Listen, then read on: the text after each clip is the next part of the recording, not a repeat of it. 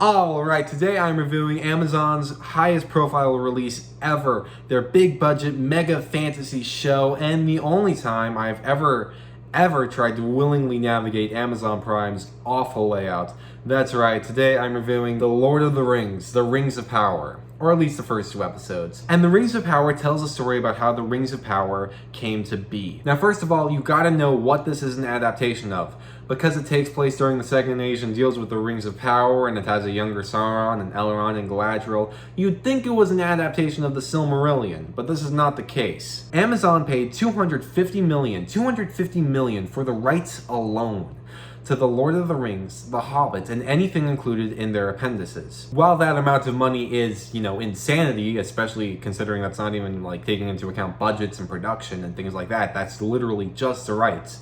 This means they do not have the rights to the Silmarillions, the Unfinished Tales, or the history of Middle-earth. So don't expect to see any Silmarils. They made this show off of appendices. But hey, Mean Girls was made from a parenting book, right? Anything's possible.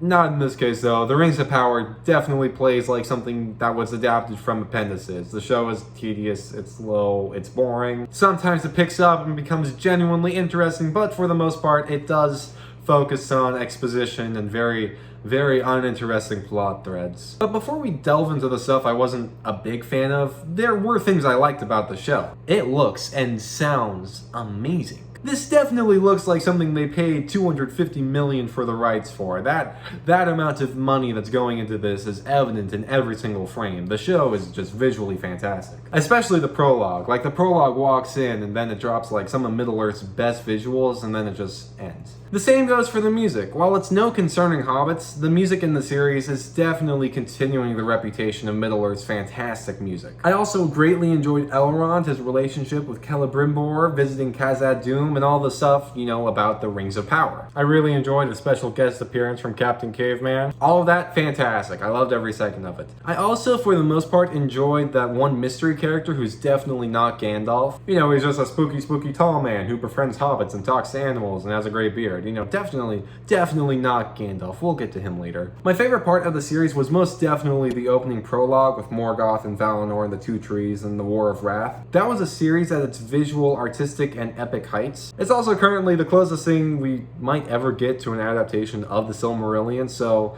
that's definitely cool. Or maybe it's my favorite part because while I was reading the Silmarillion, I would constantly think to myself, wow, this would look awesome in live action, and I was totally vindicated for 2.5 minutes, but then the actual series starts.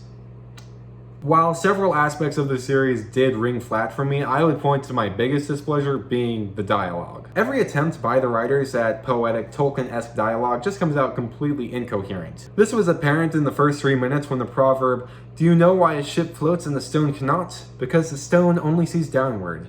The darkness of the water is vast and irresistible," is dropped by Finrod Felagund. Several pieces of dialogue like that carefully toe the line between downright gibberish and just banal.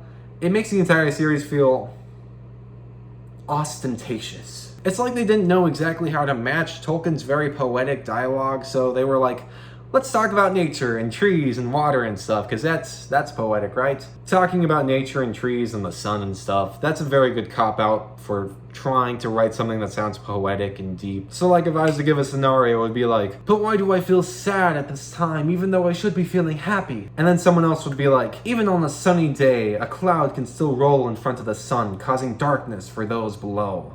But eventually that cloud will pass, and the sun will be restored, and birds will begin to sing again. Just something like that. I don't know.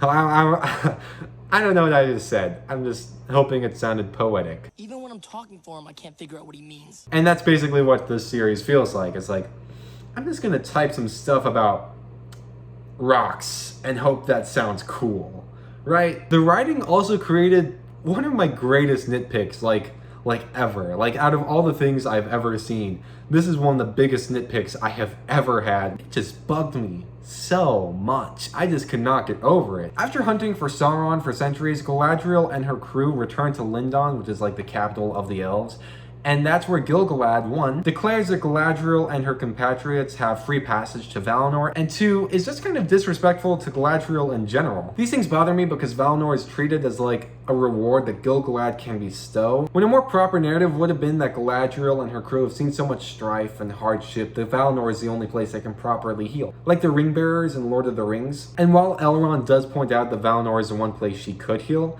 that does not change the fact that it is treated as a gift from Gil-galad, which that's not how Valinor works. In fact, Galadriel wouldn't have even been able to go to Valinor at this point. She was banished as per the Doom of Mandos, as found in Of the Flight of the Noldor, and her exile wasn't lifted until she refused the temptation of the One Ring and then helped fight against Sauron, which happens during the Lord of the Rings, which takes place about 5,000 years after the Rings of Power, so there's definitely some timeline discrepancies, but that's all semantics. The works of Tolkien are vast and confusing.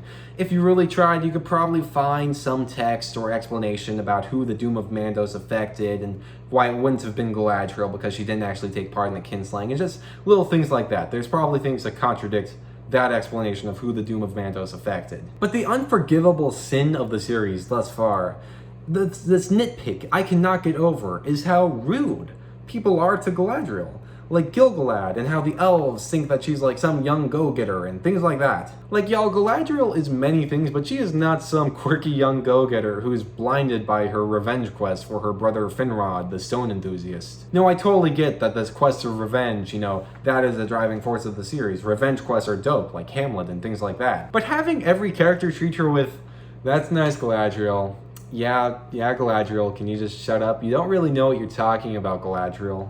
That just makes no sense at all. Like Galadriel, who, along with Fëanor, creator of the Silmarils, is seen as the greatest of the elves. Galadriel, the daughter of Finarfin, who is the third king of the Noldor. Galadriel, who is so beautiful and fair that her hair served as the inspiration for the Silmarils. Galadriel, who helped lead the Noldor from Valinor to Middle-earth. And Galadriel, who is literally older than Gil-galad. I mean, I get it if it was like Fëanor talking down to her during the Years of the Trees, but Galadriel is, by all accounts and definitions, superior to nearly every elf in Middle-earth. She's not someone you can just brush off. She deserved more gravitas and respect when they're interacting with the other elves. It's kind of funny. A lot of time, online discourse about female protagonists, it's like Mary Sue, and you were disrespectful to established characters, so I hate you for that. This is the opposite. Galadriel is one of the most powerful elves ever, and in this case, she is the established character. It makes no sense people would be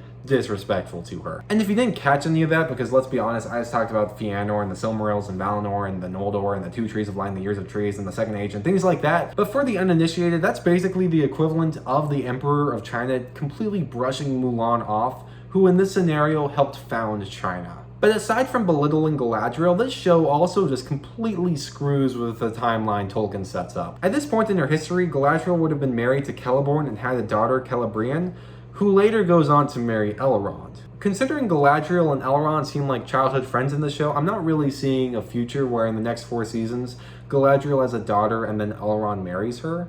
So that family tree dynamic does seem unlikely, which again, a timeline discrepancy that'll only bug die-hard Celeborn fans, which I am. Tell me, where is Gandalf? For I much desire to speak with you. Another thing that annoyed me about the show was how desperately it wanted to be like The Lord of the Rings, or at least remind you of The Lord of the Rings. Specifically the Hobbit stand-ins, and another Romeo and Juliet starring elves and humans, and a spooky tall wizard man who's definitely not Gandalf. Or rather, it's not the fact that the show includes those plotlines, it's the fact that those plotlines are just boring. I've seen Hobbit types doing Hobbit things. I've seen the star-crossed love story with elves and people of other races before. Twice before. 3 times before. All those aspects that the show introduces to feel more Lord of the Ringsy just bog the show down, because I've seen all those things done in Lord of the Rings. They feel like they're only there because people would expect hobbits in the show with Lord of the Rings in the title. A sentiment that was confirmed by series creator Patrick McKay in an interview with Variety Fair. But really, does it feel like Middle-earth if you don't have hobbits or something like hobbits in it? So like, Yeah, they're just there because people expect hobbits in a Lord of the Rings show, even if they're not technically hobbits. Speaking of the spooky tall man, who's definitely not Gandalf, this show has developed a very dangerous double-edged sword with this guy. If the dude is Gandalf, that means we now have a backstory on why Gandalf likes hobbits, which isn't something I really ever wondered about. It was far more of a testament to Gandalf's character that he liked the hobbits because they were peaceful and plain and simple than because they were the first people he saw after Ilúvatar sent him to Middle-earth.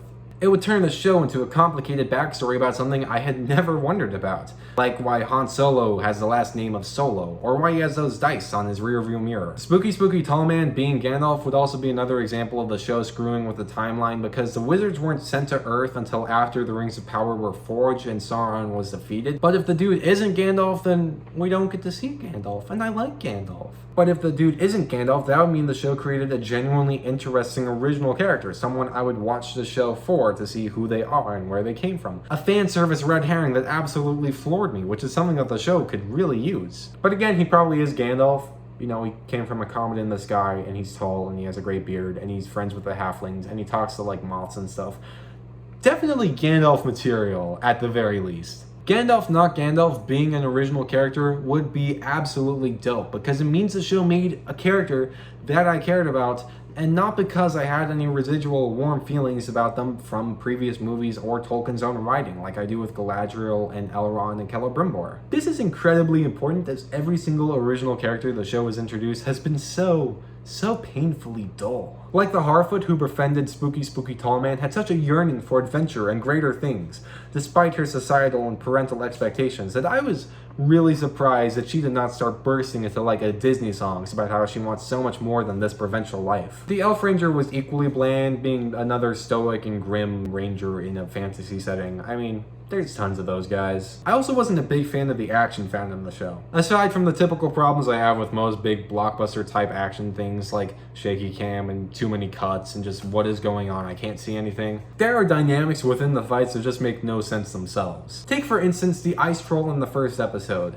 The entire sequence lasts about a minute and has Galadriel defeat this ice troll in about 7 slices. Like, I went back and I timed this and I counted how many hits it took.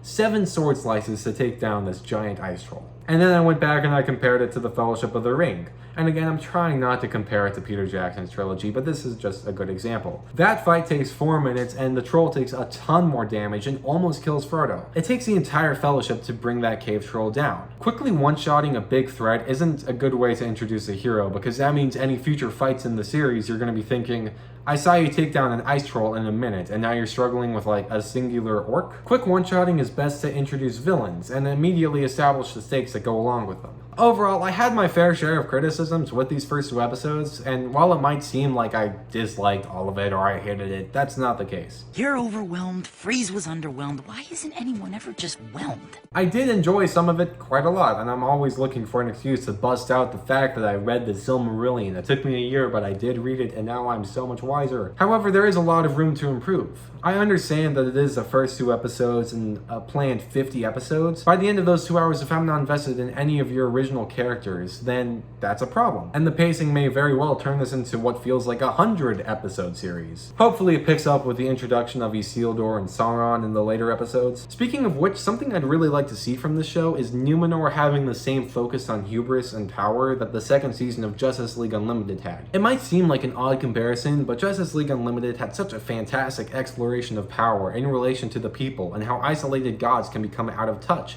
that the Rings of Power would be lucky to have, especially with an island like Numenor. Visually, they're great. And most of the time when you see a review and someone's like, the visuals were amazing, and that's like the very first thing they say, most of the time that's code for everything else kind of sucked. Some aspects of the show leave a lot to be desired, but for the most part, I am excited to see where this goes. If the pacing gets tighter, like turn these episodes from an hour long into 45 minutes long, like good old TV used to be, and some of the plot lines get more interesting, then I think we have a potential winner on our hands. But if it's more the same, then yeah, eventually this will become the failure everyone feared that it would be. Sidebar, my lecture on the Doom of Mandos felt really, empowering. Like, it felt good to talk about that in such depth, despite it being such a small scene and having little to no bearing on my actual enjoyment of the product, or anyone's enjoyment of the product. Is this how people felt when they said the Lord of the Rings movies completely butchered Aragorn's arc? Like, is this where that's coming from, but I have to admit, if I look at The Rings of Power through a new criticism lens, where my critiques about the work are self-referential to the work itself, then it's average. But if I look at it compared to Tolkien's writings, or heaven forbid, Peter Jackson's Lord of the Rings trilogy, then yeah, the series is dead upon arrival. At the end of the day though, this might become like that one line in Mean Girls. I spent about 80% of my time talking about Regina, and the other 20% of the time I was praying for someone else to bring her up so I could talk about her more. I could hear people getting bored with me, but I couldn't stop. It just kept coming up like word vomit.